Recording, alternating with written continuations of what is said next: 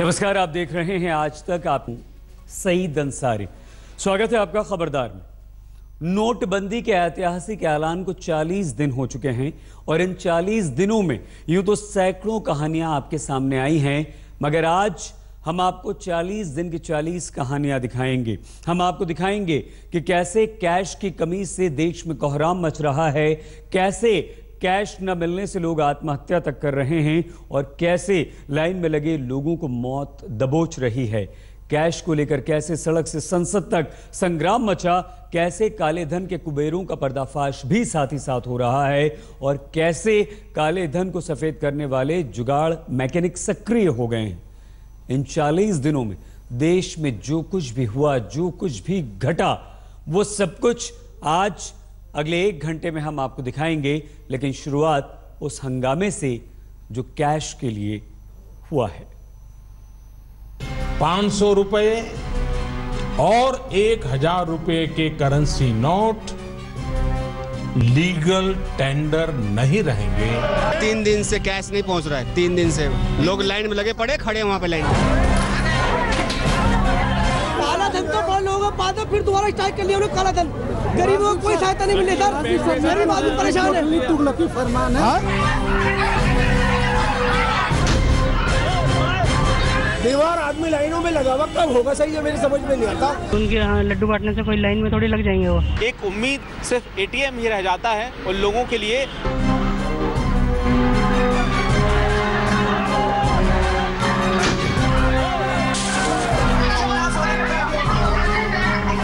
Demonetisation, Modi made disaster.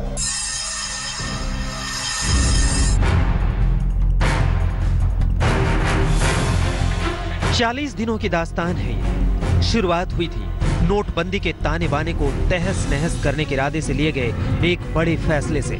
तब देश के प्रधानमंत्री ने 50 दिन मांगे थे। 40 दिन बीत गए, सिर्फ 10 दिन बाकी है। न कतार खत्म हुई, न इंतजार खत्म हुआ। पाई पाई को मोहताज मुल्क पूछ रहा है, बैंकों में बहार कब आएगी? अपने ही कमाए पैसे पॉकेट में कब आएंगे? सारे एटीएम खाली हैं।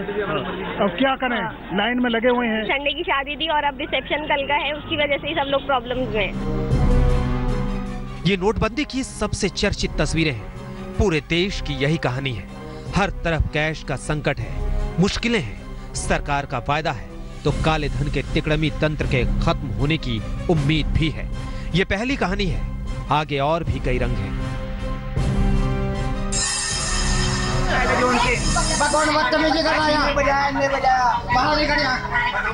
ये नोटबंदी की वो कहानी है जिसमें कैश ना मिलने पर लोगों के सब्र की सीमा खत्म होते आप आसानी से देख सकते हैं। तस्वीर रुड़की के पंजाब नेशनल बैंक की है। जैसे ही नो कैश का बोर्ड लगा, बाहर खड़ी भीड़ बैंक के अंदर घुस गई और फिर क्या हुआ ये आपके सामने है। महिलाओं ने पुलिस से हाथापाई की। नाराजगी इस बात से थी कि कैश होने के बावजूद बैंक वालों ने नकदी नहीं दी। नौबत यहां तक आई कि बैंक वालों को अंदर से ही गेट बंद कर लेना पड़ा।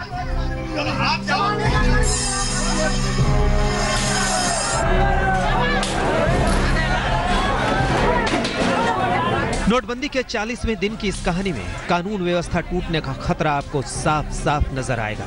यूपी के बुलंदशहर में कैश ना मिलने से परेशान महिलाएं दीवार फांद गई। सुरक्षा गार्ड ने इन महिलाओं को रोकने की कोशिश की तो उन पर चप्पल जूते बरसे। नौबत यहां तक आ गई कि सुरक्षा गार्ड को फायरिंग तक करनी पड़ी। ये तस्वीरें परेशान करने वाली हैं क्योंकि इससे लोगों के आक्रोश का पता चलता है।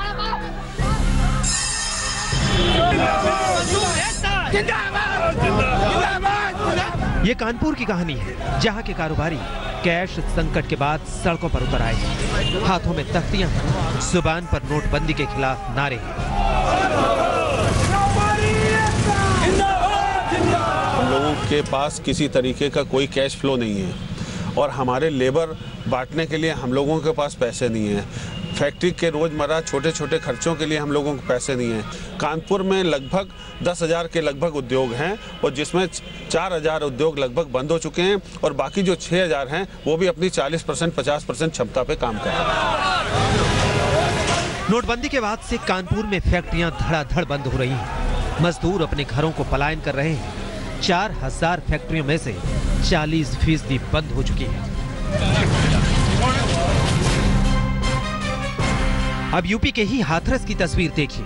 कई दिनों की जद्दोजहद के बाद जब कैश हाथ नहीं लगा तो हाथरस के लोगों ने बैंक कर्मचारियों को नजरबंद कर दिया, गेट पर ताला जड़ दिया।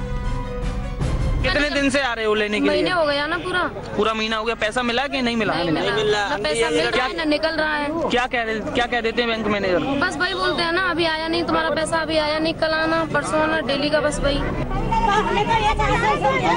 पुलिस आई तभी बैंक कर्मचारियों को इस कैद से मुक्ति मिली, लेकिन सवाल यही है कि नकदी संकट से मुक्ति कब मिलेगी? कैश की किल्लत की कहानी नोटबंदी के अगले दिन से ही शुरू हुई और 40 दिन बाद भी जारी है। राजस्थान के भरतपुर में जब बैंक ने कैश खत्म होने की बात कही तो लोग भड़क गए, स्टेट हाईवे पर जाम लगा दिया।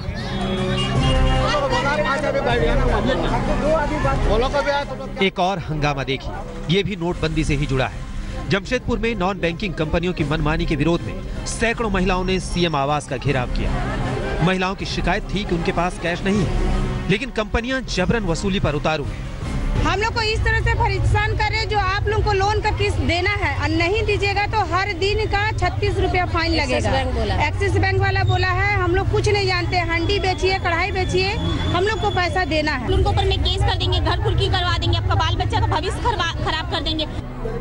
क्या ये तस्वीरें बदलेंगी? कहानी में नया मोड़ आएगा? बस 10 दिन बाकी है। आज तक ब्यूरो। उद्देश्य तो था काले धन पर लगाम लगाने का, लेकिन काले धन के कुबेरों ने सिस्टम में छेद करने में कोई कसर नहीं छोड़ी। देखिए कहां-कहां और कैसे-कैसे नोटबंदी को बाईपास करके काली कमाई सफेद की गई है। इस सफेद कोठी से काले धन का अंबार बरामद हुआ तो सबकी आंखें हैरत से फटी की फटी रह गईं। पेशे से वकील और Tandon and Tandon law firm चलाने वाले रोहित टंडन की तिजोरी खुली तो ईडी के अधिकारी भी हैरत में पड़ गए। 13 करोड़ 65 लाख बरामद हुए। नोट गिनने की 2 मशीनें मिली। बरामद रकम में 2000 के नए नोट मिले और 2 करोड़ 60 लाख रुपए के नए नोट मिले। रेड के दौरान 13 करोड़ 65 लाख रुपए की रकम बरामद हुई। बरामद की गई रकम में 2 करोड़ 60 लाख रुपए के नए नोट हैं। अब रोहित टंडन के खिलाफ मनी लॉन्ड्रिंग का केस दर्ज कर लिया गया है। ईडी रोहित से लगातार पूछताछ कर रही है। कर्नाटक के चित्रदुर्ग की तस्वीरें हैं ये, जहां बाथरूम से 5 करोड़ 70 लाख की रकम जब्त हुई है, वो भी नए गुलाबी नोटों की शक्ल में। चित्रदुर्ग जिले के छोटे से शहर चल्लाकेरे के हवाला कारोबारी के घर से 5 करोड़ 70 लाख के नए नोट, 100 और 20 के नोटों के रूप में 90 लाख और 28 किलो वजन के सोने के बिस्कुट, 4 किलो वजन के सोने के गहने पुलिस ने छापेमारी में जब्त किए हैं। आपको जानकर हैरानी होगी कि इतनी भारी भरकर रकम को हवाला कारोबारी ने बाथरूम में बड़े-बड़े लॉकर बनाकर रखे थे। 30 साल पहले चवन्नी की 1 कप चाय बेचने वाले किशोर भजियावाला पर जब इनकम टैक्स का छापा पड़ा तो हर किसी की आंखें फटी की फटी रह गई। चाय वाले के पास शुरुआती जांच में 250 करोड़ की काली कमाई का अंदेशा था, जो अब 400 करोड़ रुपए तक पहुंचने का अनुमान है। अलग अलग बैंकों में लॉकर मिले। 1 करोड़ रुपए से ज्यादा के तो नए नोट ही जब्त हुए इस शख्स के पास से। सड़क पर चाय और भजिया तलते तलते इस शख्स ने फाइनेंस का धंधा शुरू किया और काले धन का कुबेर बन बैठा। ईडी और इनकम टैक्स विभाग भजियावाला से पूछताछ कर रही है। इस बीच भजियावाला के बेटे जिग्नेश का भी एक वीडियो सामने आया है, जिसमें ये नोट उड़ा रहा है। सवाल ये है कि इतने कम समय में भजियावाला काले धन का कुबेर कैसे बना।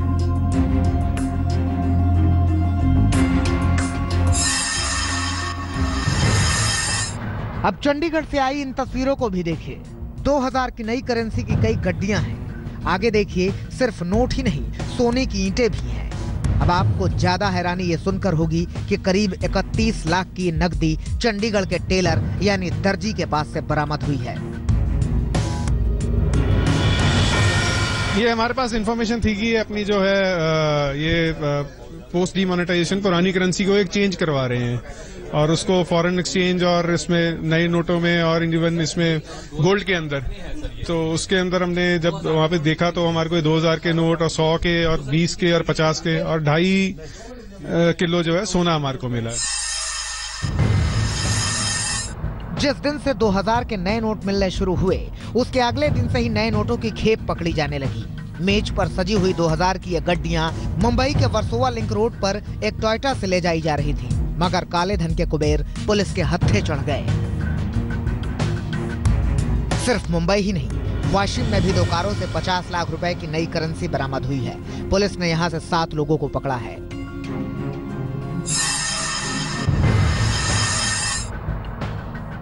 अब इंदौर की तस्वीरें देखिए। चमकती पन्नी के भीतर रखे हैं गुलाबी नोटों के गट्ठर। जानकर हैरान रह जाएंगे कि 11,40,000 की नई करेंसी एक चौकीदार के पास से बरामद हुई है। इनके कब्जे से नई करेंसी के 2,000 रुपए के 11,40,000 रुपए के नोट बरामद हुए हैं। साथ ही 3,000 रुपए जो है पुरानी करेंसी के, कुल मिला के इस प्रकार 11,43,000 रुपए और एक मोबाइल, कई मोबाइल कंपनी के, विभिन्न कंपनियों के मिले हैं। ऐसा कोई दिन नहीं जाता जब नोटों की करेंसी जब्त ना हो रही हो। सवाल ये है कि ये करेंसी काले धन के कुबेरों को मिलती कैसे है। अहमदाबाद से गोपी घांघर के साथ आज तक ब्यूरो।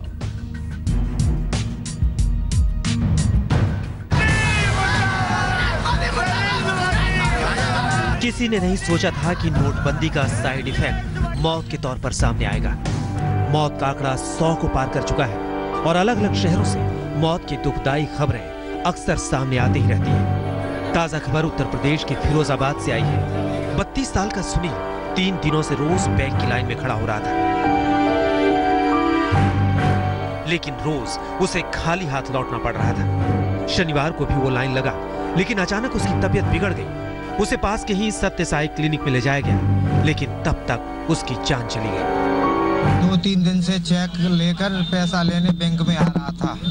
आज 11 बजे के लगभग घर से आया था और यहाँ बैंक में आके ये खत्म हो गया। हमको नहीं मालूम पड़ा। हमारे पास तो ये डॉक्टर ये बगल में है, उन्होंने बताया कि तुम्हारे भाई की यहाँ पर इस तरह से 37-32 नंबर की गाड़ी है, ये खड़ी है, यहाँ एक्सपायर हो गई। महोबा का रहने वाला 80 साल का बालादीन कई दिनों से बीमार था।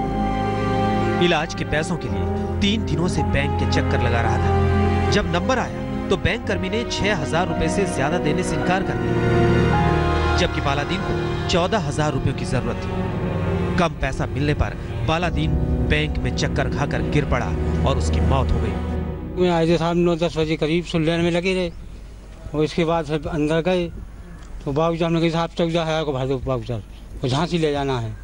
बोले नहीं इतने नहीं मिलते हैं, 6,000 से ज़्यादा नहीं मिलेंगे। एक तो बोले 2,000 मिलेंगे, साहब इतनी कम से कम दे दूँ, पहुँच जा झांसी जा। बोले नहीं शुक्ला जी हाँ कहती अब इतने न मिले, कल आइयो।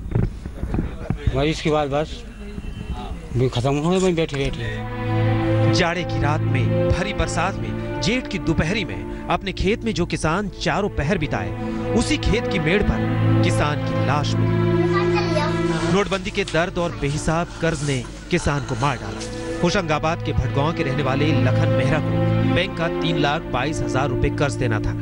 माली हालत ठीक नहीं थी। धान की फसल बेची थी जिसका पैसा बैंक में ही जमा था। उसी पैसे को निकालने के लिए लखन रोज कतार में लगता था, मगर रुपए नहीं मिल पा रहे थे। हताश होकर किसान ने खुदकुशी कर लेना ज्यादा बेहतर समझा और सल्फास की गोली खाकर जान दे दी। बैंक जा गए थे वो पैसे निकालने घर से बोल के, और वहाँ पे घर नहीं लौटे और हमको मिले वहाँ पे खेत पैसे में। मिल गए थे हमको? नहीं जी पैसे नहीं मिले हमको, कुछ फिर मालूम नहीं, घर ही लौट के नहीं आए, वो परिस्थिति में उसे मिले वहाँ पे। ये तस्वीर मध्य प्रदेश के मंदसौर जिले की है और अस्पताल में लेटे इस शख्स का नाम है राधेश्याम प्रजापति। नारायणगढ़ इलाके के किसान राधेश्याम ने मंदसौर के सेंट्रल बैंक ऑफ इंडिया में अपना चेक क्लियर ना होने पर शनिवार को जहर पीकर जान देने की कोशिश की। अपने साथ जहर की शीशी लेकर बैंक पहुंचे राधेश्याम ने बैंक मैनेजर के चेंबर में ही जहर पीकर खुदकुशी की कोशिश की। आनन फानन में उसे अस्पताल में भर्ती कराया गया। 141 रुपए का चेक उसने बैंक में जमा कराया था, लेकिन चेक अब तक क्लियर नहीं हुआ। 8 दिन बाद गया मैं बैंक में, सर मैंने कहा पैसे निकालना। आपके खाते में तो पैसे ही नहीं। गुड़गांव में एक 80 साल के बुजुर्ग के साथ जो बीती वो सुनकर आप दंग रह जाएंगे। 80 साल के पूर्व फौजी नंदलाल पेंशन के लिए बैंक की लाइन में घंटों से खड़े थे। थकने पर कुछ देर के लिए लाइन से बाहर क्या हुए, लौटने पर लोगों ने उनकी जगह पर लौटने ही नहीं दिया। बुजुर्ग नंदलाल गिड़गिड़ाते रहे लेकिन किसी का दिल नहीं पसीजा। मैंने कहा वो उसकी हालत वो खराब है, रो रही है, क्या पता मैं बचती हूँ नहीं बचती। कोई फूट फूट कर रो रहा है, किसी के घर में मातम मचा है। जानकर हैरान रह जाएंगे कि नोटबंदी से अब तक 100 से ज्यादा लोगों की मौत हो चुकी है। सबसे ज्यादा 28 लोगों की मौत उत्तर प्रदेश में हुई है। सवाल यह है कि आखिर ऐसा कब तक चलेगा? वो दिन कब आएगा जब लोगों को अपना पैसा निकालने के लिए जिंदगी से समझौता नहीं करना पड़ेगा? फिरोजाबाद से सुधीर शर्मा, महोबा से नाहिद अंसारी और होशंगाबाद से जितेंद्र वर्मा के साथ आज तक ब्यूरो।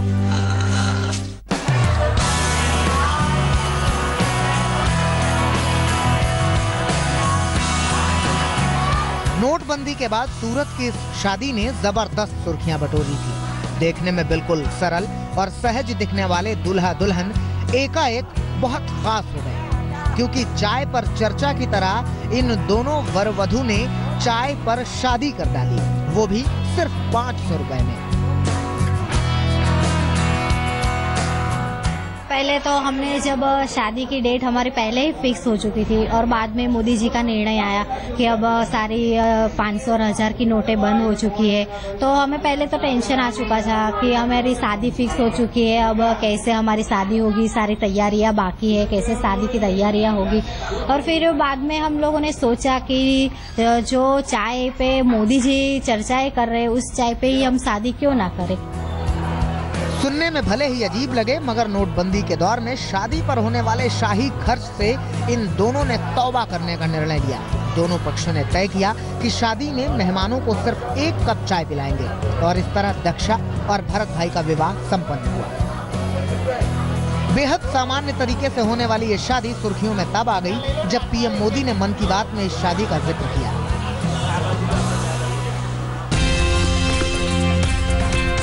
उसी सूरत से एक और तस्वीर सामने आई है जो काबिले तारीफ है। देखिए, ये अंसारी परिवार है। अंसारी परिवार ने बिटिया का निकाह तय किया तो ये भी सोच लिया था कि पूरा आयोजन कैशलेस होगा। दुल्हन और दूल्हा के साथ निकाह में शामिल सभी मेहमानों के लिए ये शादी यादगार बन गई। मोदी जी ने जो 500 और 1000 की नोट बंद कर दी है, उसके लिए कैशलेस का उपयोग ज़्यादा करें और जो मेरी शादी है वो कैशलेस के द्वारा ज़्यादा अच्छी हुई है। एटीएम और कैश का उपयोग ज़्यादा करें। तोहफे के लिए पेटीएम और स्वाइप मशीन का इंतजाम था। नोटबंदी के दौरान कैश की किल्लत के बीच अंसारी परिवार ने बदलते भारत की नई तस्वीर में एक और पन्ना जोड़ दिया है।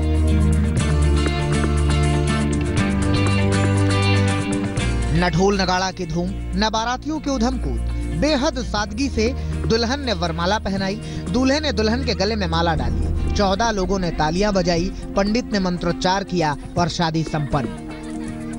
नोटबंदी के इस दौर में जब 2-2 हजार पा लेना भी मुकद्दर का खेल बना हुआ है, ऐसे दौर में गाजियाबाद के इस दंपति ने मिसाल कायम की है। जानकर हैरान रह जाएंगे कि गाजियाबाद में हुई इस अनोखी शादी में सिर्फ 14 लोग शामिल हुए। शादी में शामिल लोगों को 1 कप चाय और एक समोसा खिलाया गया। मेहमानों ने वरवधू को आशीर्वाद दिया और चले गए।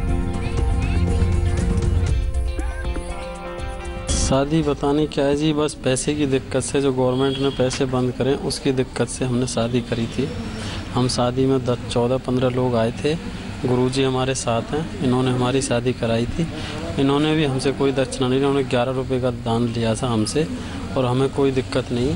शादी जो हुई है ये बस पैसे की दिक्कत से हुई है। 1000 और 500 के जो नोट बंद हुए हैं, इसकी वजह से हमने ये शादी करी थी। इस तरीके से शादी हमने करी थी।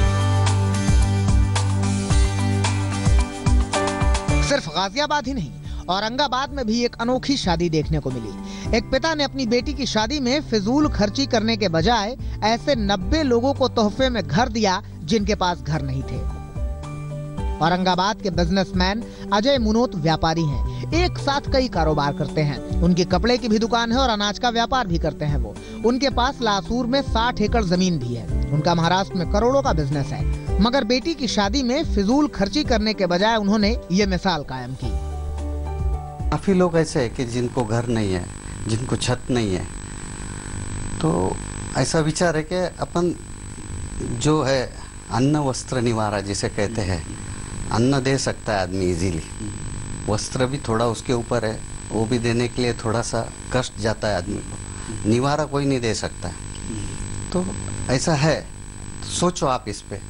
हमने सोचा और हमने जो हमारी लड़की है उसके ससुराल वाले हैं उनसे भी कहा कि भी ऐसा ऐसा विचार है, तो उन्होंने फुल्ली पॉजिटिव लिया है इस चीज को। नोटबंदी के दौर में एक तरफ लोग मिसाल कायम करने वाली शादियां कर रहे हैं, तो दूसरी तरफ एक ऐसी शादी की भी तस्वीरें सामने आईं जिसके चर्चे पूरे देश में हुए, तो मगर नकारात्मक तरीके से। ये शादी थी जनार्दन रेड्डी की बेटी ब्राह्मणी की। बीजेपी के पूर्व मंत्री और माइनिंग बिजनेसमैन जनार्दन रेड्डी ने अपनी बेटी ब्राह्मणी की शादी में 500 करोड़ रुपए खर्च किए थे। शादी में मेहमानों के लिए आलीशान इंतजाम किए गए थे, हेलीपैड बनाए गए थे। इस शादी के बाद ईडी ने जनार्दन रेड्डी के ठिकानों पर छापेमारी भी की थी। बहरहाल नोटबंदी के बाद कैश की किल्लत के बीच इसी देश के कुछ लोग ऐसे हैं जिन्होंने मिसालें गढ़ी हैं। सूरत से गोपी घांघर और गाजियाबाद से मयंक गौर के साथ आज तक ब्यूरो। नोटबंदी के ऐलान के साथ ही पूरे के पूरे विपक्ष ने मोदी सरकार के खिलाफ मोर्चा खोल दिया है। आज 40 दिन हो चुके हैं नोटबंदी को, 10 दिन बचे हैं, यानी कि 50 दिन की डेडलाइन।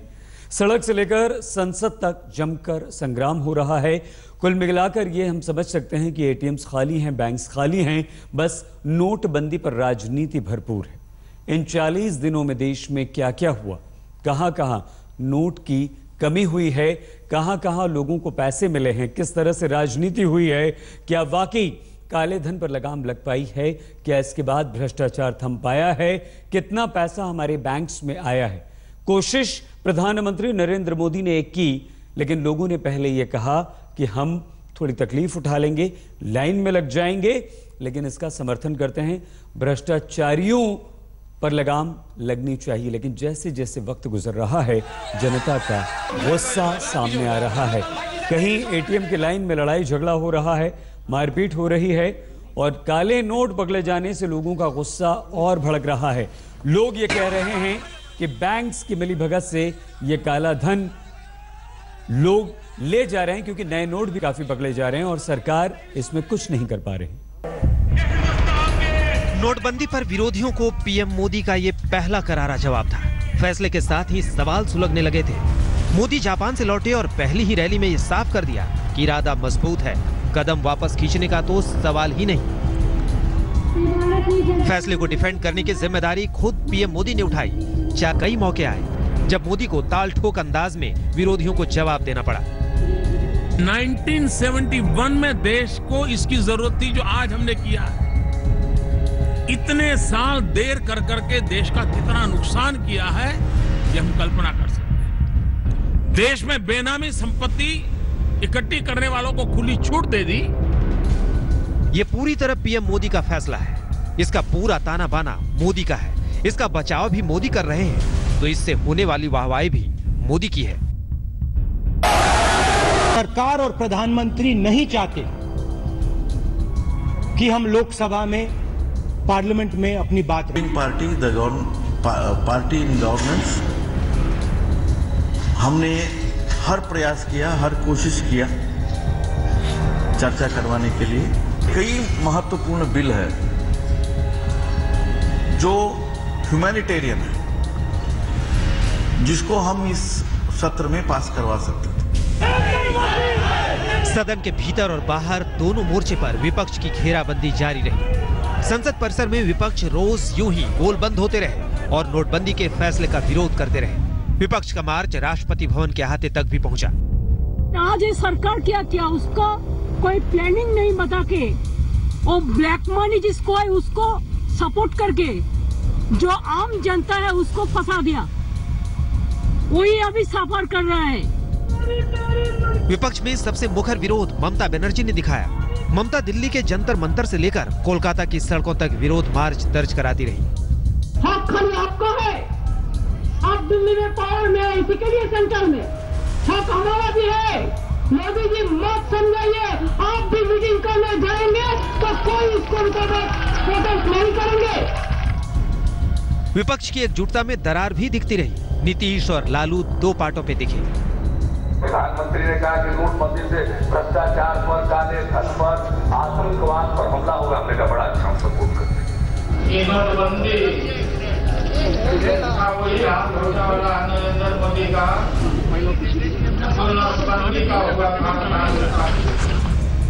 ये दिल्ली के एक बैंक की तस्वीर है जहां कतार में खड़े होने राहुल गांधी पहुंचे। इरादा मोदी सरकार को घेरना था, लेकिन सवालों में खुद घिर गए। कतार में पीएम मोदी की मां भी नजर आई तो सवाल यहां भी उठा। नोटबंदी का ये वो अध्याय है जिस पर तमाम सियासी दलों को सोचना पड़ेगा कि आखिर विरोध की हद क्या हो। नोटबंदी पर मजहब का मुलम्मा भी खूब चढ़ाया गया। असदुद्दीन ओवैसी ने यह कहकर नोटबंदी को धार्मिक रंग देने की कोशिश की कि मुस्लिम आबादी वाले इलाकों में एटीएम जानबूझकर खाली रखे जाते। पाकिस्तान की जनता आपका सबसे बड़ा चैनल है, घर घर में लोग इसे सुन रहे हैं और मैं आज आगाह करता हूं, ये शब्द हटा दीजिए अपने शब्दकोश से कि मुस्लिम इलाका है। कोई इलाका हिंदू इलाका और कोई इलाका मुस्लिम इलाका नहीं है। ये मेरे देश भारत का इलाका है। नोटबंदी आज की तारीख में सबसे बड़ा राजनीतिक मुद्दा है। पीएम मोदी हर हफ्ते राजनीतिक रैलियां कर रहे हैं। बीजेपी लड्डू बांटकर कतार में खड़े लोगों का मुंह मीठा करवा रही है, तो कांग्रेस जनाक्रोश को भुनाने में जी जान से जुटी है। यही नोटबंदी की सियासी कहानी है। आज तक ब्यूरो। 40 दिन का पूरा विश्लेषण आज हम कर रहे हैं कि इन 40 दिनों में नोटबंदी को लेकर देश की आम जनता पर उसका क्या असर हुआ है। लाइनें कम तो हुई हैं, लेकिन लोगों की परेशानियां बिल्कुल कम नहीं हुई। नोटबंदी की मार यूं तो देश के हर इंसान पर पड़ रही है, मगर किसान की कराह ज्यादा तेज सुनाई दे रही है। अनाज मंडियों में सन्नाटा पसरा पड़ा है, किसान बेदम हो रहे हैं, लेकिन जो छोटे कारोबारी हैं वो भी इससे बिल्कुल भी अछूते नहीं हैं। उन कारोबारियों पर असर पड़ रहा है। वो मजदूर जो फैक्ट्रीज में काम कर रहे हैं उन्हें पैसा मिलना बंद हुआ, और ऐसी खबरें भी आईं कि कई सारे मजदूर पलायन करने को मजबूर हुए। वो अपने घर वापस लौट गए हैं, बड़े शहरों से, खासतौर से दिल्ली और दिल्ली के आसपास लगे शहरों से, एनसीआर से, जहां पर फैक्ट्रीज हैं, जहां पर छोटी मोटे उद्योग हैं, जहां भारी तादाद में मजदूर काम करते हैं। लाइन में लगे लोग अब ये कह रहे हैं कि जब 40 दिन में कुछ नहीं हुआ तो 10 दिन में क्या होगा। लेकिन फिर भी प्रधानमंत्री नरेंद्र मोदी का ये वादा कि मुझे 50 दिन दीजिए, 50 दिन में सब कुछ ठीक हो जाएगा, लोगों को ये उम्मीद है कि 10 दिन में सब कुछ ठीक हो जाएगा। लेकिन साथ ही साथ गुस्सा इस बात को लेकर भी है कि नए नोट कैसे पकड़े जा रहे हैं। बैंक से, एटीएम से ज्यादा पैसे नहीं मिल पा रहे, उनकी एक सीमा है। लेकिन जब छापे मारे जाते हैं, चाहे वो इनकम टैक्स की टीम छापे मारती है, चाहे पुलिस गाड़ियों की तलाशी में नोट जब्त करती है, तो लाखों की तादाद में 2000 के नए नोट जब्त होते हैं, बरामद होते हैं। और लोगों का गुस्सा बस यही है कि आखिर इतनी बड़ी तादाद में नए नोट कैसे पकड़े जा रहे हैं, और यही करप्शन है। लोग ये मानते हैं कि नोटबंदी में अगर इस तरह से नोट पकड़े जा रहे हैं तो वो बहुत ही गंभीर है, और इसके लिए सरकार कहीं ना कहीं दोषी अवश्य है। मजदूरी नहीं मिलता है, पुराना नोट देता है 500 के, वो नोट बाजार में नहीं चलता है। चेक लेके हम लोग क्या करेंगे? तो चेक कौन किसी भरोसे ले, क्या बाउंस होगा, क्या होगा, उसका कोई भरोसा तो है नहीं। बैंक में लाइन लगाई थी पैसों के लिए, उसी दरमियान इनकी मृत्यु हो गई। 40 दिनों में ऐसी कई कहानियां सामने आई जिनमें देश के किसानों का दर्द दिखा।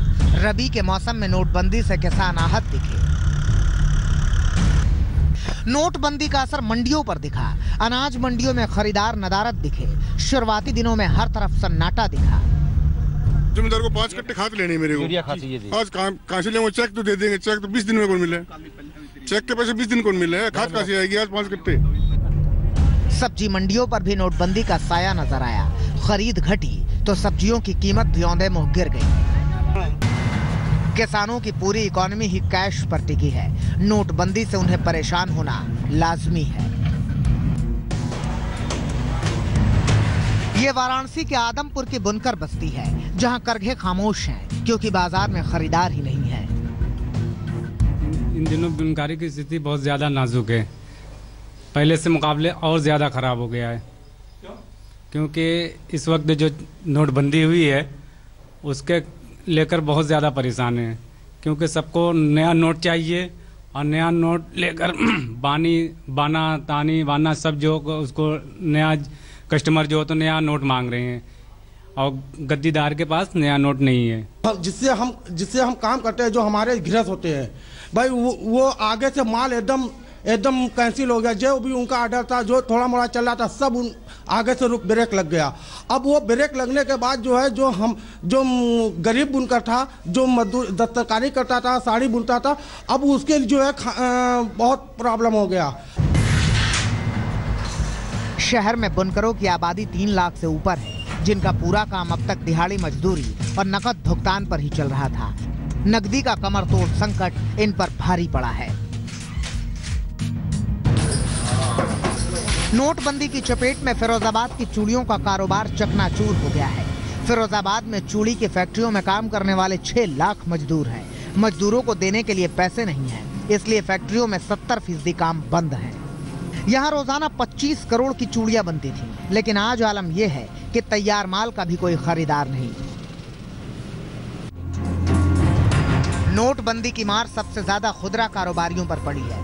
मथुरा के सराफा बाजार का हाल देखिए। यहाँ करीब 600 सराफा कारोबारी हैं और करीब 60,000 लोग इस कारोबार से जुड़े हैं। नोटबंदी के बाद यहाँ मजदूरों की धुआंधार छटनी हो रही है। जब से नोटबंदी हुई है तब से बहुत बुरा हाल है। सबसे बड़ी समस्या ये है कि आदमी के पास पैसा ही नहीं है तो वो खरीदेगा क्या। और चांदी सोने को कोई भी आम आदमी जब खरीदता है, जब उसकी सारी बाकी ज़रूरतें रोटी की, कपड़े की, मकान की पूरी हो जाती है, उसके बाद कोई सोना चांदी खरीदता है। तो उसके बाद तो अपनी रोटी कपड़े के लिए पैसा नहीं है तो सोना चांदी क्या खरीदेगा। तो इसलिए हमारा तो बिल्कुल बहुत नुकसान हो रहा है और कोई व्यापार नहीं है। नोटबंदी ने राजकोट की तेल इंडस्ट्री का भी तेल निकाल दिया है। गुजरात के सौराष्ट्र में 900 तेल मिल हैं, 450 मिलों पर ताला लग चुका है। यहाँ नोटबंदी के 40 दिन हो गए हैं, पर यहाँ पे बाजार बहुत डाउन हो गई है। 30 से 40% व्यापार घट चुका है और लोग यहाँ पे के ATM और चेक लेके आ रहे हैं। यहाँ पे के कैशलेस की सुविधा नहीं होने के कारण मध्यम वर्ग के लोग यहाँ पे बहुत दिक्कत हो रही है। बिहार के समस्तीपुर के रामेश्वर जूट मिल है, जो नोटबंदी के 40वें दिन आते आते बंदी के कगार पर खड़ी है। 3 दिन से पैसा के लिए जा रहे हैं तो नोटिस टांग दिया कि पैसे नहीं है, यहाँ भुखमरी भेल है। आज भी मिल में काम करते इसलिए मिल नहीं चल रहा है, मिल का भी दिक्कत डिस्टर्ब हो रहा है। पैसा नहीं मिलने के कारण ड्यूटी नहीं जाते।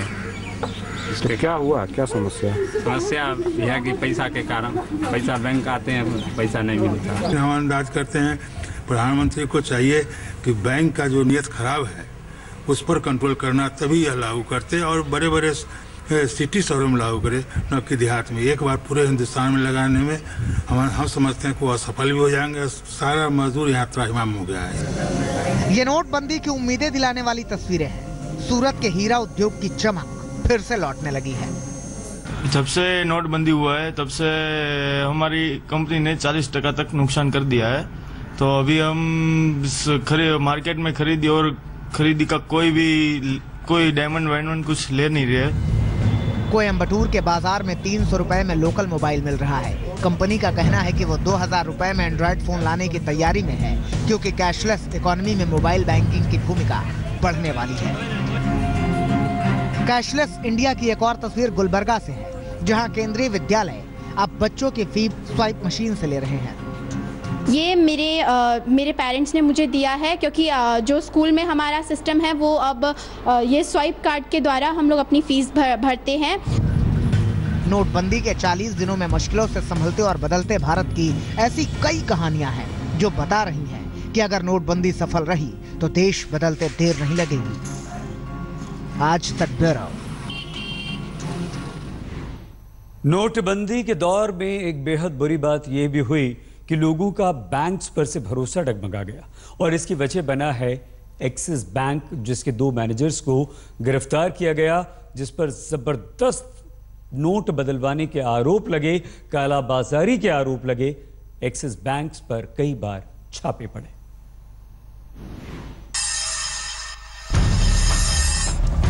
एक गुलाबी नोट के लिए आम आदमी को 5-5 घंटे तक कतारों में खड़ा होना पड़ रहा था और कुछ लोगों के पास लाखों करोड़ों की रकम 2-2 हजार के नोटों की शक्ल में पकड़ी जा रही थी। बैंकों की मिली भगत के बगैर ये मुमकिन नहीं था। पहली बार ये शक पुख्ता हुआ 5 दिसंबर को, जब एक्सिस बैंक की कश्मीरी गेट ब्रांच पर इनकम टैक्स और ईडी ने छापा मारा। बैंक मैनेजर विनीत गुप्ता और शोभित सिन्हा की मिली भगत से इस ब्रांच में करोड़ों के काले धन को सफेद करने के गोरख धंधे का खुलासा हुआ। बैंक में 11 फर्जी खाते खोले गए थे और इन खातों में कई किश्तों में 39 करोड़ रुपए के पुराने नोट जमा कराए गए थे। ये रकम कई ज्वेलर्स की काली कमाई थी जो सोना खरीद के नाम पर फर्जी तौर पर बैंक में जमा की गई थी। बदले में दोनों मैनेजरों ने ज्वेलर्स से सोने की सिल्लियां ली थी। दोनों के पास करीब 3 किलो सोना बरामद हुआ था।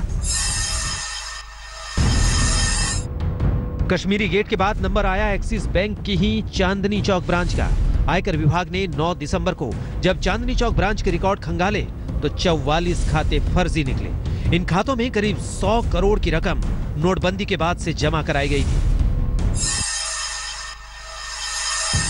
गुरुवार 15 दिसंबर को एक्सिस बैंक की 3 ब्रांच पर एक साथ इनकम टैक्स का छापा पड़ा। नोएडा सेक्टर 51 ब्रांच में 20 कंपनियों के 100 से ज्यादा फर्जी खाते मिले। इनमें 60 करोड़ से ज्यादा की रकम जमा कराई गई थी। मजेदार बात यह थी कि इन सभी फर्जी कंपनियों के निदेशक की जगह पर बेहद गरीब और मजदूर तबके के लोगों के नाम दिए गए थे। इसी दिन शाम होते होते करोल बाग और कनॉट प्लेस की ब्रांच पर भी इनकम टैक्स की टीमें बैंक के रिकॉर्ड खंगालने में जुट गई थी। इस वक्त हम एक्सिस बैंक के बाहर मौजूद हैं। आप देख सकते हैं यहाँ पर रेड पड़ी है। दरअसल आईटी की रेड पड़ी है। इससे पहले एक्सिस बैंक के नोएडा ब्रांच में भी रेड पड़ी थी। आईटी डिपार्टमेंट के अधिकारी इस समय अंदर हैं। आप देख सकते हैं शटर डाउन है और यहाँ पर भीड़ आप देख सकते हैं, काफी लोग मौजूद हैं। अगले ही दिन यानी 16 दिसंबर को दिल्ली के कृष्णानगर इलाके की एक्सिस बैंक ब्रांच को इनकम टैक्स ने नोटिस थमा दिया। इस ब्रांच में 12 खाते फर्जी मिले। दिल्ली के एक केबल नेटवर्क में फील्ड बॉय का काम करने वाला नंदू एकाएक सुर्खियों में आ गया। 10 से 12 हजार की नौकरी करने वाले नंदू के नाम पर एक्सिस बैंक की नोएडा ब्रांच में 2 खाते हैं और इन खातों में नोटबंदी के बाद से 18 करोड़ रुपए जमा हो गए। उनके दोनों खातों के लिए दिए गए दस्तावेज भी बिल्कुल सही हैं। लेकिन नंदू को ना अपने बैंक खातों की कोई खबर है, ना ही इन 18 करोड़ की। नंदू अप्रोक्सीमेटली 3-4 साल से हमारे पास काम कर रहा है, 2012 के आसपास अप्रोक्सीमेट, और कोई ऐसा हमें तो इन्वॉल्वमेंट उसका लगता नहीं है। बाकी है कि इन्वेस्टिगेशन होगी तो उसके बाद पता लगेगा क्या है, क्या सच है, क्या झूठ है। नंदू के खातों में आई भारी भरकम रकम की पूछताछ करने के लिए जब दिल्ली पुलिस और इनकम टैक्स की टीम पहुंची तो उसके होश उड़ गए। बहरहाल नंदू की हकीकत जानकर इनकम टैक्स विभाग को भी समझ आ गया कि असल खेल तो एक्सिस बैंक में खेला गया है और नंदू सिर्फ एक मोहरा है। अब नंदू ने भी पुलिस को अपनी शिकायत दे दी है और इनकम टैक्स की टीम तो एक्सिस बैंक के अधिकारियों की कुंडली खंगाल ही रही है।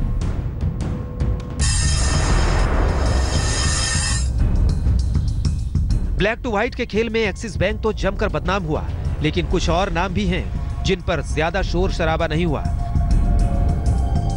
जैसे जयपुर का integral urban cooperative bank. Table पर जमा कर रखी गई ये रकम इसी बैंक से बरामद की गई थी, जिसका कोई हिसाब किताब नहीं था। 12 दिसंबर को जब जयपुर के इस कोऑपरेटिव बैंक में आयकर का छापा पड़ा तो कुल 1 करोड़ 57 लाख रुपए की बिना हिसाब की करेंसी पकड़ी गई। इनमें से 1 करोड़ 38 लाख की करेंसी नए गुलाबी नोटों की शक्ल में थी। बैंक से 50 लाख की ज्वेलरी मिली जिसका कोई हिसाब किताब नहीं था। बैंक के सीईओ केशव बड़ाया एक कॉलेज के संचालक भी हैं। छापे की खबर मिलते ही सीईओ साहब तो फरार हो गए। पीछे रह गया बैंक स्टाफ ये नहीं बता पाया कि 2000 के इतनी सारी करेंसी बैंक में कहां से आई और इसका बैंक के रिकॉर्ड्स में जिक्र क्यों नहीं है।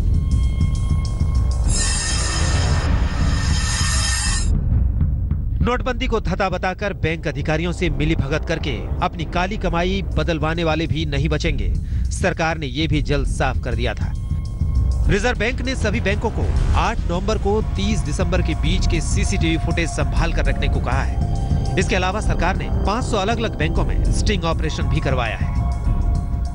जहां कहीं से भी शिकायतें आ रही हैं उन शिकायतों को तत्काल कार्रवाई कर रहे हैं। और हम लोगों ने ये भी तय किया है कि इसमें किसी को भी, चाहे बैंक अधिकारी हो चाहे निजी व्यापारी हो, उसको भी छोड़ने का काम नहीं करेंगे।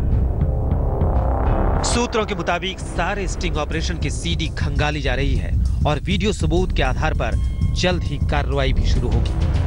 जयपुर से शरद कुमार के साथ आज तक ब्यूरो। प्रधानमंत्री नरेंद्र मोदी ने नोटबंदी की शुरू में उन्हें लोगों का, आम जनता का समर्थन मिला। लाइनें लगी एटीएम्स, बैंक्स के बाहर लाइनें बड़ी हुई, लड़ाई झगड़ा हुआ, मौत हुई, काला धन पकड़ा जाने लगा, भ्रष्टाचार होने जाने लगा, बैंक में हजारों करोड़ रुपया जमा भी हुआ। हैरानी परेशानी के इस दौर में कुछ लोग काले धन को सफेद करने के धंधे में दिल खोल कर बैठ गए। आज तक ने एक स्टिंग ऑपरेशन किया और उसके जरिए ऐसे लोगों को बेनकाब किया तो देश की राजनीति में हड़कंप मच गया।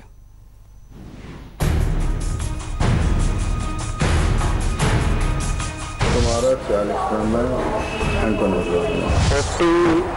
40% 45 तो कैश 20% का हो जाएगा। बिल्कुल कर रहे हैं, सामने चल के तुम्हारी बात करवा देंगे।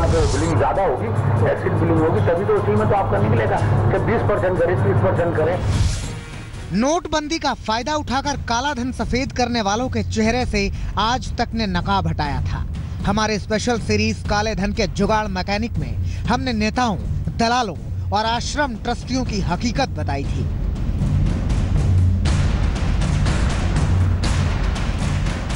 बीएसपी नेता वीरेंद्र जाटव 10 करोड़ के काले धन के बदले 6 करोड़ रुपए लौटाने का वादा करते पकड़े गए। समाजवादी पार्टी के दो नेता आज तक के कैमरे में काले धन का जुगाड़ बताते पकड़े गए थे। एक थे लोहिया वाहिनी के नेता कुलदीप यादव और दूसरे एसपी के नोएडा महानगर विंग के नेता टीटू यादव। सिर्फ बीएसपी और एसपी नहीं, कांग्रेस के भी तारिक सिद्दीकी फर्जी बिलों के जरिए ब्लैक टू व्हाइट का जुगाड़ बताते हमारे कैमरे में कैद हुए। आज तक के स्टिंग में पार्टी का नाम आया तो मायावती और राहुल गांधी को सामने आकर सफाई देनी पड़ी। जहां तक बीएसपी का सवाल है, यदि हमारी पार्टी का आदमी कोई मैनेज हो गया है, यदि मैनेज हो गया है भारतीय जनता पार्टी के हाथों में, तो मैं अपनी पार्टी का ये बताना चाहती हूँ और तो उसके खिलाफ हमारी पार्टी सख्त कार्रवाई करेगी, उसको पार्टी के अंदर रखेगी नहीं। को लेके हम लोग ने एक स्टिंग किया है जिसमें कांग्रेस से लेके एनसीपी और बीएसपी के नेता शामिल हैं और जो काले धन को सफेद कर रहे हैं। मैंने अभी कहा है, अगर ऐसा काम किसी ने भी हमारी पार्टी में किया है, हम स्ट्रिक्ट एक्शन लेंगे। ब्लैक मनी को व्हाइट करने के खेल में एनसीपी भी खिलाड़ी साबित हुई। पार्टी के दिल्ली प्रदेश के महासचिव रवि कुमार और अध्यक्ष कंवर प्रताप सिंह हमारे अंडरकवर रिपोर्टर को काला धन सफेद करने का पूरा ब्यौरा समझाते कैमरे में कैद हुए। इनका जुगाड़ एमसीडी चुनाव के जरिए नोटबंदी में पलीता लगाने का था। कमीशन लेकर काले धन को व्हाइट करने का काला खेल सिर्फ नेताओं तक सीमित नहीं है। आज तक के खुलासे में धर्म के नाम पर ट्रस्ट और आश्रम चलाने वाले धर्म के कथित ठेकेदार भी पकड़े गए। धर्म नगरी कहे जाने वाले ऋषिकेश और हरिद्वार में सच्चा धाम आश्रम और कैलाशानंद मिशन जैसे कई आश्रमों के कर्ता धर्ता कमीशन लेकर करोड़ों का ब्लैक मनी व्हाइट करने का जुगाड़ बताते पकड़े गए। अमित कुमार चौधरी के साथ आज तक ब्यूरो।